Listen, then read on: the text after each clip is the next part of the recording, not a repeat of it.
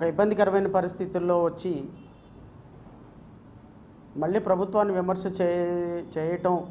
చేయాల్సి రావటం కొంచెం ఇబ్బందిగా అనిపించినా తప్పదు.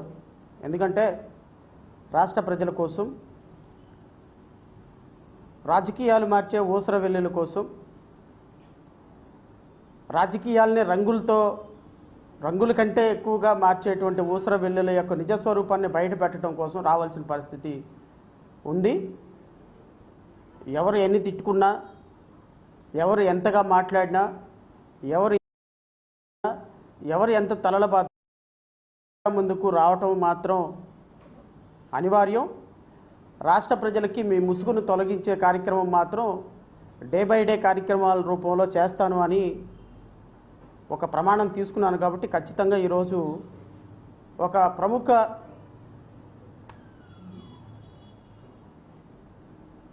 అంటే మోడర్న్ పొలిటికల్ సినారియోని కొత్త పుంతలు తొక్కించాలి, కొత్త రాజకీయం చూపించాలి, చెగోవీరా రాజకీయం చూపించాలి, శ్రీశ్రీ రాజకీయం చూపించాలి, అంబేద్కర్ రాజకీయం చూపించాలి, పూలే రాజకీయం చూపించాలి. వీళ్ళందరినీ మిక్సీలో వేస్తే ఒక కొత్త తరం పాలిటిక్స్కి, ఒక జీరో పాలిటిక్స్కి, ప్రశ్నించే పాలిటిక్స్కి నేను బ్రాండ్ అంబాసిడర్ని అవుతానని వచ్చినటువంటి పవన్ కళ్యాణ్ నిజస్వరూపాన్ని ఈరోజు మీడియా సాక్షిగా రాష్ట్ర ప్రజలకి వివరించదలుచుకున్నా. ఈరోజు గత ప్రభుత్వం ఈ ప్రభుత్వం ఏర్పడిన దగ్గర నుంచి నేను చాలా సందర్భాల్లో ఈ ప్రభుత్వం యొక్క పాలసీస్ మీద నేను విమర్శ చేశాను. నేను వ్యక్తిగతంగా మళ్ళీ చెప్తున్నాను, వ్యక్తిగతంగా నేను ఎవరిని టార్గెట్ చేయాల్సిన అవసరం నాకు లేదు.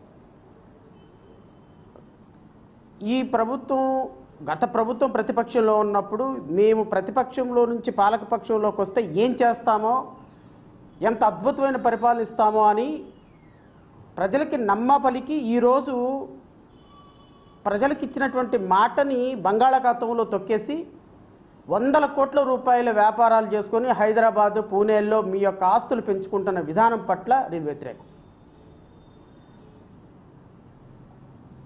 బహుశా జనసేనకి కష్టపడి 100 కోట్ల రూపాయలు ఖర్చు పెట్టి ఆస్తులు అమ్ముకొని రోడ్డు మీద పడిన వాళ్ళు ఏమి బాగుపడ్డారో నాకైతే తెలియదు. కానీ నాకు తెలిసి జబర్దస్త్లో చక్కగా ఒక న్యాయ నిర్ణేతగా కూర్చొని కోట్ల రూపాయలు సంపాదించినటువంటి నాగబాబుకి మాత్రం ఒక మంచి పదవి దక్కింది. నీ సినిమాలకి క్లాప్లు కొట్టినటువంటి వాళ్ళకి మాత్రం తిరుమల తిరుపతి దేవస్థానంలో మంచి పదవులు దొరికింది. నీకు బాకా ఊదే వాళ్ళకి, నీ యొక్క అనుచరులకి, నీ సినిమాలకు పెట్టుబడులు పెట్టే వాళ్ళకి మాత్రం మంచి కార్పొరేట్ పదవులు అందిని.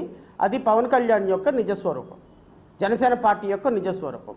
ఎన్ని 100 కోట్ల రూపాయలు నష్టపోయి ఈరోజు మీ పార్టీ కోసం కష్టపడ్డారో వాళ్ళందరినీ ఎవ్వరికి కూడా పదవులు రాలా, వాళ్ళందరూ బానిసలుగానే ఉండిపోయినారు. సరే, వాట్ ఎవర్ ఇట్ ఈస్, అది మీ పార్టీకి సేవ చేసే వాళ్ళ అంశం కాబట్టి నేను దాని గురించి మాట్లాడను.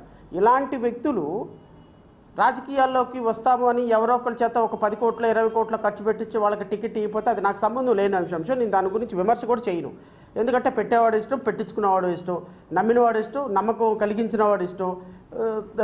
మోసం చేసేవాడు మోసపోయేవాడి కంటే తెలివిగలవాడు కాబట్టి వాడు మోసం చేస్తున్నాడు. అది మీ వ్యక్తిగతమైనటువంటి టాలెంట్కి సంబంధించి నేను మాట్లాడను. కానీ అధికారంలో లేనప్పుడు ఒక సమస్యని గుండెలకు అద్దుకొని, ఒక సమస్యని నెత్తి మీద పెట్టుకొని బోరుమని వెలిపించి పార్టీ వెళ్ళిపోయి ఆ సమస్యల కోసం పోరాటం చేసి, పార్టీ నాయకులు వెళ్ళిపోయి ఆ సమస్యలను నెత్తికెత్తుకొని, నేనే గనక అధికారంలోకి వస్తే బాధితులకి న్యాయం చేస్తా, నిందితులకు ఉరిశిక్ష వేస్తా, నిందితులకి మరణశిక్ష వేస్తా, నిందితులకి రోడ్డు మీదకి తీసుకొచ్చి బట్టలు తీసి కొడతా. అసలు ఇలాంటి ఒక వ్యక్తికి అన్యాయం చేసినటువంటి వ్యక్తులు ఈ రాష్ట్రంలో, ఈ దేశంలో, ఈ భూమి మీద తిరగటానికి అవకాశమే లేదని ఊగిపోయి మాట్లాడినటువంటి గౌరవనీయులైనటువంటి పవన్ కళ్యాణ్ గారి నిజస్వరూపాన్ని ఈరోజు మీడియా సాక్షిగా నేను మీకు ప్రదర్శించబోతున్నా. ఈ విధంగా గత ప్రభుత్వంలో అద్భుతంగా నటించి, జీవించి, బాధితులను గుండెలు కత్తుకొని, బాధితుల యొక్క ఉసురుతోటి ఈ అధికారంలోకి వచ్చి ఎవరెవరైతే ఈ బాధిత మహిళకి నిందితులుగా ఉన్నారో వాళ్ళందరినీ జనసేన పార్టీలో జాయిన్ చేసుకొని 100 కోట్ల రూపాయలు పార్టీ ఫండ్ తీసుకున్నటువంటి పవన్ కళ్యాణ్ నిజస్వరూపం, జనసేన పార్టీ యొక్క నిజస్వరూపం ఈరోజు రాష్ట్ర ప్రజలు తెలుసుకోవాలి. ఎందుకు అంటే దీనికి ప్రత్యక్ష తార్కాణం సుగాలి ప్రీతి కేసు. నేను సుగాలి ప్రీతి కేసులో నేను మొదటగా ఆరోపించినట్టుగా సుగాలి ప్రీతి కేసులో గౌరవనీయులైనటువంటి పవన్ కళ్యాణ్ ఎంత స్థాయిలో సుగాలి ప్రీతి కేసుని తమ గుండెలకు హత్తుకొని తమ పార్టీ అద్దుకొని తమ పార్టీ ఈ సుగాలి ప్రీతి కేసుని ఎంత అద్భుతంగా తీసుకుంటాము, మేము అధికారంలోకి వస్తే, నేను అధికారంలోకి వస్తే బాధితులకి న్యాయం చేస్తానని చెప్పినటువంటి పవన్ కళ్యాణ్ ఏ స్థాయిలో వీరంగం చేశారో రాష్ట్ర ప్రజలందరూ చూశారు. దానికి నేను విట్నెస్ కాదు, రాష్ట్ర ప్రజలు 5.5 కోట్ల మంది ప్రజలు విట్నెస్. అధికారంలోకి రాగానే ఏమైపోయింది? అధికారంలోకి రాగానే డిఎన్ఏ మ్యాచ్ అవ్వటం లేదు. నన్ను ఏం చేయమంటారు? నేనేమన్నా ఇన్వెస్టిగేషన్ చేసేవాడినా? నేనేమన్నా నిందితులను పట్టుకొని వచ్చి అరెస్ట్ చేసేవాడినా? పోలీసులు చేయాలి ఆ పని, చట్టం తన పని తాను చేసుకుపోద్దని చెప్పినటువంటి అద్భుతమైనటువంటి మాటలు కూడా రాష్ట్ర ప్రజలు విన్నారు. మీరు వెళ్ళి హోమ్ మినిస్టర్ని అడగండి, అయ్యా ఏంది రాష్ట్రంలో అన్యాయాలు, అక్రమాలు, మర్డర్లు, రేపులు జరిగినాయి అంట, వెళ్ళి అడగండి. హోమ్ మినిస్టర్ని అడగండి, చీఫ్ మినిస్టర్ని అడగండి. నాకేం సంబంధం లేదు. ఏదో డిఎన్ఏ మ్యాచ్ అవటం లేదని నేను డీజీపీని పిలిచి అడిగితే చెప్పాడు అన్న మాట కూడా రాష్ట్ర ప్రజలు విన్నారు. ఇది కరెక్టేనా అనేది నా భౌతికమైనటువంటి మౌలికమైనటువంటి ప్రశ్న. నేను ఇంకొంచెం ముందుకెళ్ళి నాకున్నటువంటి ప్రాథమిక సమాచారంతో నేను చెప్పా, కట్టమంచి రామలింగారెడ్డికి సంబంధించినటువంటి నిందితుల దగ్గర కోట్ల రూపాయలు జనసేన నాయకులు పార్టీ ఫండ్ తీసుకొని వాళ్ళని కాపాడే బాధ్యత పవన్ కళ్యాణ్ గారు తీసుకుంటారు అని నిందితులకి మాట ఇచ్చారు. ఆ నిందితుల్ని పవన్ కళ్యాణ్ గారు కాపాడతారు, మీరు మంచిగా ఉండండి, ఇబ్బంది ఏమీ లేదని చెప్పారు అనేది నాకున్న ప్రాథమికమైనటువంటి సమాచారం. అదే సమాచారాన్ని రాష్ట్ర ప్రజలకు షేర్ చేసిన. జనసేన లాయర్లందరూ ఏకమైనారు, ఒక మీటింగ్ పెట్టుకున్నారు. జడా శ్రావణ్ కుమారు జై భీమ్రా భారత్ పార్టీ పవన్ కళ్యాణ్ మీద ఒక అనుచితమైనటువంటి వ్యాఖ్యలు చేశాడు, ఏ విధంగా దీన్ని చట్ట పరిధిలోకి తీసుకుపోవాలి, ఆరోపణలు చేశాడు, ఏ విధంగా చట్ట పరిధిలోకి తీసుకుపోవాలి, నిరాధారమైన ఆరోపణలు చేశాడు, ఏ విధంగా చట్ట పరిధిలోకి తీసుకెళ్ళాలి. మా పవన్ కళ్యాణ్ గారు సచ్చీలుడు, మా పవన్ కళ్యాణ్ గారు అద్భుతమైనటువంటి రాజకీయాలను మార్చడానికి వచ్చినటువంటి ఒక దేవుడే పంపించినటువంటి ఒక దేవదూత, అలాంటి దేవదూతను పట్టుకొని మీరు రాజకీయాల్లో లంచాలు తీసుకుంటారని అంటారా అని లీగల్గా టీం అంతా విజయవాడలో అయ్యారు.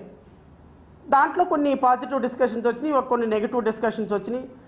మరి 30,000 మంది అమ్మాయిలు పారిపోయినారు, 30,000 మంది అమ్మాయిలు ప్రాస్టిట్యూషన్ హోమ్లోకి తరలించబడ్డారు, నాకు కేంద్ర నిఘా వర్గాలు చెప్పినాయి అని మాట్లాడినటువంటి మీరు ఏ ఆధారాలతో మాట్లాడారు అని అక్కడ ఒక ప్రశ్న లేవనెత్తింది. జగన్మోహన్ రెడ్డి 100 కోట్లు 1000 కోట్ల రూపాయలు ఆదాని దగ్గర నుంచి దోచుకున్నాడని ఏ ఆధారాలతో మాట్లాడారు, అక్కడ ఒక ప్రశ్న తలెత్తింది. జగన్మోహన్ రెడ్డి అంబానీ నుంచి, ఆదాని నుంచి, లేకపోతే రాజకీయ నాయకుల దగ్గర నుంచి, కంపెనీల దగ్గర నుంచి జే ట్యాక్స్ వసూలు చేస్తున్నారని ఏ ఆధారాలతో మాట్లాడారు అని రేపొద్దున అడిగితే మనం కూడా సూప్లో పడతాం సార్, బెటర్ తేలు పుట్టిన దొంగల్లాగా కామ్గా ఉండిపోదాం, తర్వాత మాట్లాడుకొని వాడే వెళ్ళిపోతాడులే అనేటువంటి ఒక ఒపీనియన్కి వచ్చిన తర్వాత